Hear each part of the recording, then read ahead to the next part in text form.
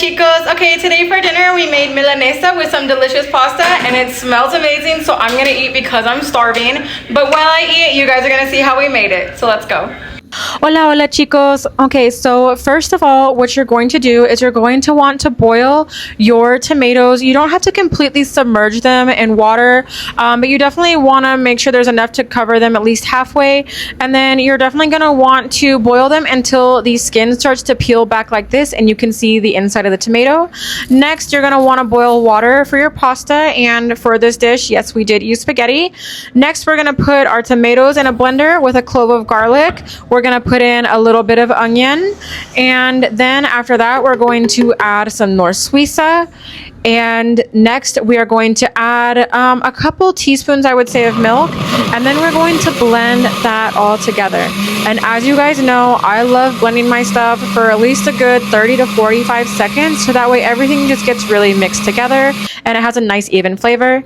Next, we're gonna go add 1 box of media crema. We used Lala again, just like in our recipe yesterday, but again, you can use whichever brand of media crema that you prefer.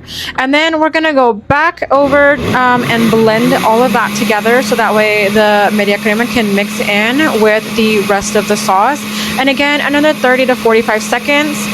After this, we actually decided to add a tablespoon of salsa de chapulines to give it kind of a little bit of spice, and blended that together.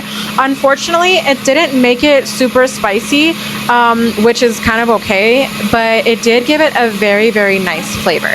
So now our pasta is pretty much done, so we are going to strain it and move along with the rest of the dish. We're going to add some butter in that same pot that we used for the pasta after we've strained it out, and we're going to move it around and coat the entire bottom and let it all melt. Then we're going to add our creamy sauce in for the spaghetti, and make sure you get it all in as much as possible. And again, you can adjust the amount to however many people you're cooking for.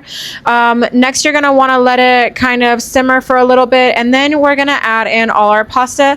Make sure you add it slowly so that way it doesn't splash up on you. And then we're just gonna gently mix it around to make sure all the spaghetti gets nice and evenly coated with the sauce.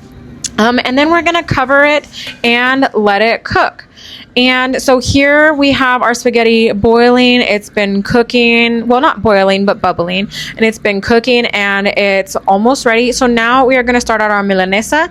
So in a skillet with a light coating of oil, we're going to put down our milanesa. You can use your fingers to put it down. We tend to use a fork.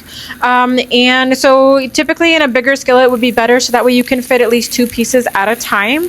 And so you're going to want to cook it for a little bit on one side, and then what you're going to want to do is flip it over to the other side, and then let the other side cook for a bit, and then you can flip it again back to the first side for a little bit longer, and then again back to the second side for a little bit longer, just to make sure it's nice and fully cooked all the way through.